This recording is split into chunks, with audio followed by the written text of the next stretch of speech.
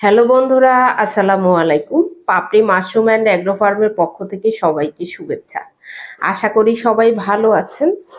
একজন শ্রদ্ধেয় উদ্যোক্তা জানতে চেয়েছেন যে এখন মাশরুম তুলবো, সেটা কিভাবে বুঝবো যে কখন তোলার সময় হবে বা হয়েছে, অথবা সঠিক সময় না তুলতে পারলে কি ক্ষতি।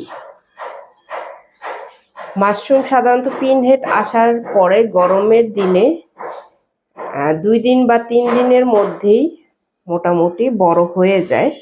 আপনাকে খেয়াল রাখতে হবে, যদি আপনি সঠিক সময় মাশরুম তুলতে না পারেন সেক্ষেত্রে ওভার ম্যাচিউরড হয়ে যাবে, পাতাগুলো চারোপাশে ফেটে যাবে এবং ওজনে হালকা হয়ে যাবে।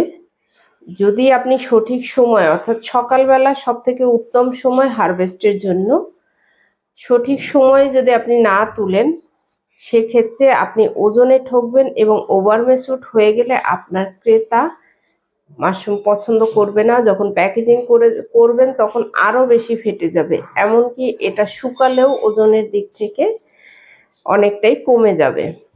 যার কারণে সঠিক সময় আপনাকে বুঝতে হবে যে কখন মাশরুম হারভেস্ট করবেন। আমি স্ক্রিনে দিয়ে দিয়েছি একটা ছবি যাতে আপনাদের বুঝতে সুবিধা হয় যে এমন অবস্থাতে মাশরুম তুলতে হবে। এর থেকে বেশি হলে তখন ওভার ম্যাচিউরড হবে, অর্থাৎ চারোপাশে ফেটে যাবে, পাতার চারোপাশে ফেটে যাবে। এই বিষয়টা খেয়াল রেখেই মাশরুম চাষ করতে হয়। আশা করি ভিডিওটি দেখে উপকৃত হবেন। ভালো থাকুন, সুস্থ থাকুন এবং নিজ ঘরে ঘরে মাশরুম চাষ করে নিজের পুষ্টির চাহিদা মিটিয়ে তুলুন। ভালো থাকুন, আল্লাহ হাফেজ।